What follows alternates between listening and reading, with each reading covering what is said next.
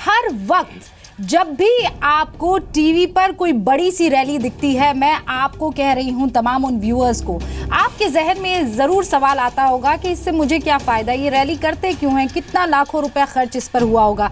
आज जी न्यूज वही सवाल सारी पार्टियों के नेताओं से पूछ रहा है, खासकर उत्तर प्रदेश में, चूंकि आज दो बड़े मौके थे।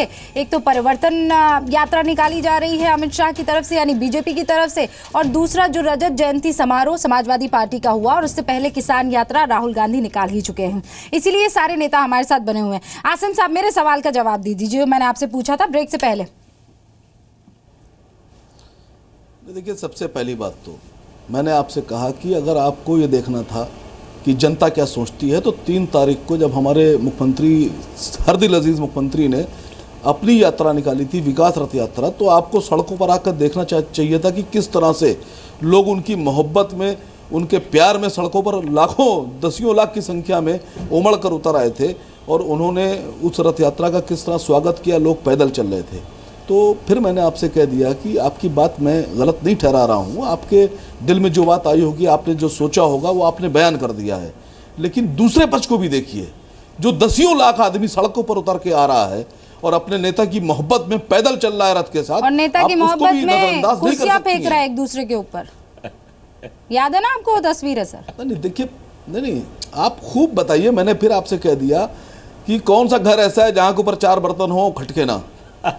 सर, यहाँ तो सारे बर्तन, मुझे एक घर बता दिए दुनिया में, यहाँ तो सारे बर्तन खटक रहे हैं। मुझे एक घर बता दिए दुनिया में। वो कार्यकर्ता भी एक दूसरे पे खटक रहे हैं, चाचा भतीजा एक दूसरे पर खटक रहा है, और आप कह रहे हैं कि ये प्यार है, ये मोहब्बत है। अब आपने असली सवाल पूछा, तो अब मेरा फर्ज हो गया जवाब देना। देखिए, भारतीय जनता पार्टी और बहुजन समाज पार्टी, ये 2 लोग बहुत खुश थे, और उनको ऐसा लग रहा था कि जैसे मुख्यमंत्री जी पर कुछ घिराव हो गया है, या मुख्यमंत्री जी के वोट कम हो जाएंगे, या कुछ चैनलों ने तो सर्वे तक दिखाना शुरू कर दिए हैं और कर दिए थे, तो बाकी दल जो थे वो पीछे लग गए थे कि अब हमारी तरफ आ जाएंगे, हमारी तरफ तो मैं अपने मुख्यमंत्री की शख्सियत पर एक शेर कहना चाहता हूं, उसी में सब कुछ है, सब समझ जाइएगा कि तूफान कर रहा था मेरे अज़्म का तवाफ, तूफान कर रहा था मेरे अज़्म का तवाफ, और दुनिया समझ रही थी मेरी कश्ती भंवर में है।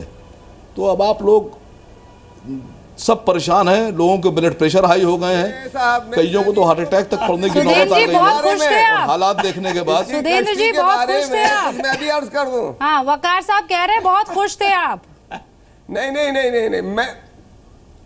मैं तो खुश क्या था, जो आजम खान साहब, उन्होंने कहा जहाज डूब रहा है, जहाज डूब रहा है। आजम खान साहब बहुत गमगीन थे, कह रहे थे कि जहाज डूब रहा है, और जहाज डुबाने वाले वही थे जो 2 पायलट, एक तरफ शिवपाल, एक तरफ अखिलेश, और मुलायम सिंह जी हाथ पे हाथ रख के बैठे हुए हैं, सिर पकड़े हुए हैं। वहां पर मुक्केबाजी चल रही है, वहां लाठियां चल रही हैं, और ये कह रहे हैं कि बर्तन खड़कते हैं। बर्तन तो फोड़ दिए गए, और लोगों को अंदेशा कहीं सिर ना फूटने लग जाए, इसलिए अब लोग किनारा कर रहे हैं इनसे। आपको बहुत हैरान कर देने वाली बात बताऊंगा अभी, शायद आपको हैरान करने वाले, मैं आपको एक ऐसी जानकारी दूंगा, हैरान करने वाली जानकारी अभी आपको दूंगा कि अगर नार्को टेस्ट, जो लाई डिटेक्टर टेस्ट होता है, जिसमें लोग सच बोल देते हैं, अगर वो भदौरिया जी का करा दिया जाए, तो यकीन मानिएगा भदौरिया जी के दिल से भी यही आवाज निकलेगी कि 2017 में भ्रष्टाचार की देवी से छोड़कर माननीय मुख्यमंत्री जी, अखिलेश जी फिर से मुख्यमंत्री बन जाए। रूबिका जी, भदौरिया जी भी बोल देंगे। नहीं सर, वकार जी, ये जो आप भविष्यवाणी कर रहे हैं, अगर इसका कॉन्फिडेंस आपके द्वारा किया गया काम है तो मैं समझ सकती हूँ। घोटाले के गायत्री प्रजापति वहीं खड़े थे, और उन्होंने रथ भी अच्छा, सुनील भदौरिया जी, आप बताइए कि आप नहीं चल पाया, ये आपका दिल ये कहता है नहीं कहता है, आप ये बताइए, आपका दिल ये कहता है अगर इन सारी चीजों के लिए सर, ये दिल की बात नहीं है। एक सेकंड रुक जाइए, बस अब एक सेकंड रुक जाइए। सुधींद्र जी, एक सेकंड। कांग्रेस भैया, के लोग वकार साहब, एक मिलकर सेकंड। तमन्नाएं कर रहे हैं, दुआएं कर रहे वकार हैं। साहब, एक सेकंड। आप सबके पास इस चीज का जवाब तो फौरन होता है कि दूसरी पार्टी में क्या गड़बड़ी है, इसका जवाब आपके मुंह पर एकदम निकलता है। मैं जो सवाल आम आदमी को लेकर करती हूँ, वकार साहब आपके पास भी उसका जवाब नहीं है, जीवीएल के पास भी इसका जवाब नहीं है, इसका जवाब अखिलेश जी के पास भी नहीं है और सुधीर भदौरिया जी के पास भी नहीं है। जीवीएल बताइए क्या जवाब है? मैंने जवाब दिया, आम आदमी को आपकी इस परिवर्तन यात्रा से क्या फायदा मिल रहा है? अमित शाह के समाजवादी पार्टी, बीएसपी और कांग्रेस पर गरियाने से एक आम आदमी को क्या फायदा मिल रहा है? मुझे बहुत फायदा है, क्योंकि दंगा यात्रा शुरू हो गई। पिछले 2 दशक से अडवाणी जी ने शुरू की थी, अब दंगा यात्रा शुरू कर दी है। सर, वो तो ये ऐसा लगेगा रिपीट टेलीकास्ट है। भदौरिया जी सुनिए, ये अखिलेश जी ने बात कह दी है सर, मैं आगे बढ़ना चाह रही हूँ। हाँ जीवीएल बताइए क्या फायदा होगा मुझे? 2 दशक से उत्तर प्रदेश की जनता विकास से वंचित रहा है और जातिगत राजनीति में और सांप्रदायिक राजनीति करते हुए, वोट बैंक राजनीति करते हुए, क्रिमिनल गुंडाराज की राजनीति करते हुए, भ्रष्टाचार करते हुए यदि सपा बसपा ने उत्तर प्रदेश की जनता को विकास से वंचित रखा था, क्या इसके बारे में जनता तक हर प्रकार की जानकारी ले जाना क्या जरूरी नहीं है? जनता 2014 लोकसभा चुनावों में जिस प्रकार भारतीय जनता पार्टी के लिए एक बहुत बड़ी मैंडेट दिया है, उसके बाद 2017 में भी उत्तर प्रदेश विधानसभा चुनावों में एक बहुत बड़ी हमें सफलता मिलने वाली है। उसको लेकर जनता तक जानकारी ले जाना हमारा दायित्व है। ये जानकारी आज एक सेकंड घोटाला में क्या हुआ? आप मायावती जी का ताज कॉरिडोर के घोटाले में क्या हुआ, डिस्प्रोपोर्शनेट एसेट्स में क्या हुआ, मायावती जी को कांग्रेस पार्टी ने किस प्रकार आपके साथ कांग्रेस पार्टी ने किस प्रकार की आपके साथ कांग्रेस पार्टी ने अन्याय किया है, आपके खिलाफ केसेस बनाए गए, डिस्प्रोपोर्शनेट एसेट्स है, भ्रष्टाचार की बात नहीं हो रही है ना सर, मैं आम आदमी की बात कर रही हूँ, आप नेताओं की बात कर लीजिएगा। एक सेकंड की देवी है सुधीर जी, एक सेकंड रुकिएगा। जीवीएल आज अमित शाह कह रहे थे, एक सेकंड रुकिएगा सुधीर जी, एक सेकंड अखिलेश जी, एक सेकंड आ रही हो, एक सेकंड। जीवीएल आज अमित शाह कह रहे थे कि हमारी सबसे ज्यादा पार्टी मजबूत उत्तर प्रदेश में हुई है, 1 करोड़ से ज्यादा जो है लोग बीजेपी के साथ जुड़ गए हैं, तो रथ यात्रा, माफ कीजिएगा, ये परिवर्तन यात्रा करने की क्या जरूरत है सर? आपके 1 करोड़ लोग जुट जाने चाहिए, बहुत बड़ी फौज है आपकी सोशल मीडिया पर, वो सारे काम गिना दिया करेगी, फिर क्यों पैसा आप खर्च कर रहे हैं? नहीं रूबिका जी, आपका प्रश्न 19 करोड़ में से 1 करोड़ तो आप ही के पास आ गए हैं, वो मिस कॉल दे देंगे कि यदि आपकी स्थिति बहुत अच्छी है, आप घर बैठ जाइए, आप कोई मेहनत न करिए, ऐसा कौन कहता है? आपकी चैनल बहुत पॉपुलर है, इसके बावजूद आप तो कोशिश करते हैं अपने दायरा बढ़ाने का, हम अपनी सक्सेस को बढ़ाने के लिए। लेकिन इसमें मेरा एक दो विषय मैं जोड़ना चाहूंगा। जनता तक मैसेज ले जाना हर राजनीतिक पार्टी का अपना हक है, अपना दायित्व है,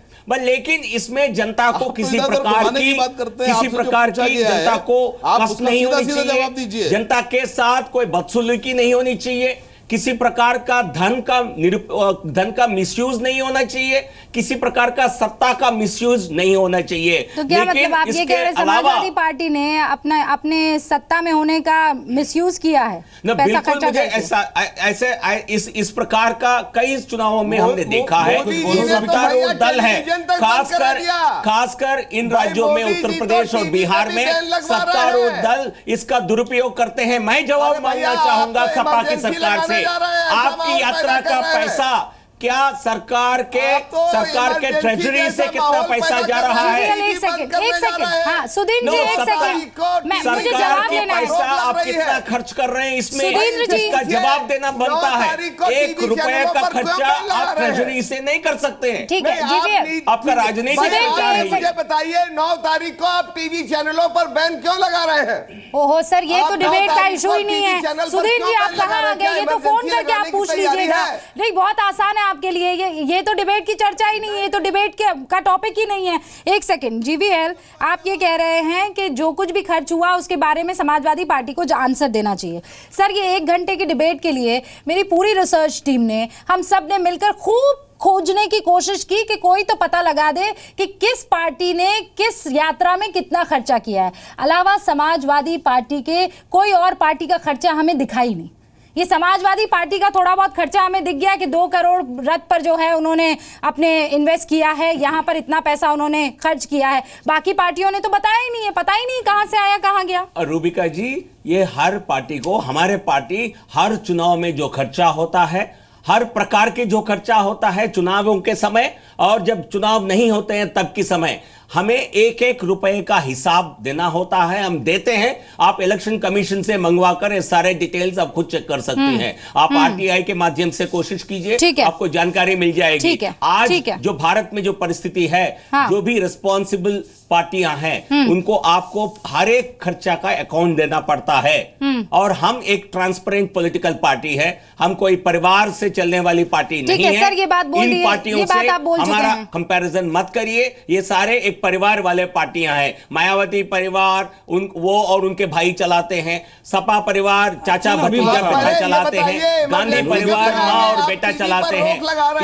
इनका हिसाब आप चेक कर लीजिए। हम एक डेमोक्रेटिक पार्टी है। ठीक है, अखिलेश जी जवाब दीजिए।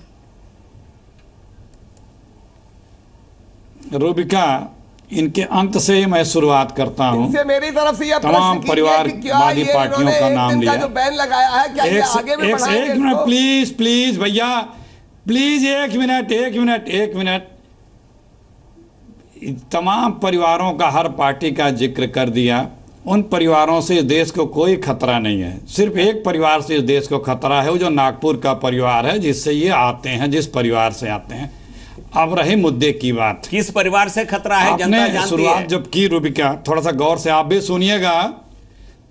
ठीक है जी, आप टाइम देंगे। हाँ, ठीक है, आप दिखा नहीं सकते हैं। ठीक है, मैं आपको पूरा टाइम दूंगी अखिलेश जी। हाँ, जिस चीज से आप, हाँ, तो आपने जाम से शुरू किया था।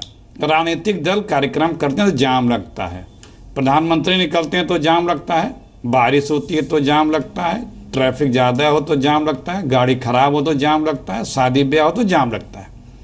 तो सिर्फ इसलिए जाम लग जाता है राजनीतिक दल अपना काम छोड़ दें, ये तर्क कृपया उचित नहीं होगा।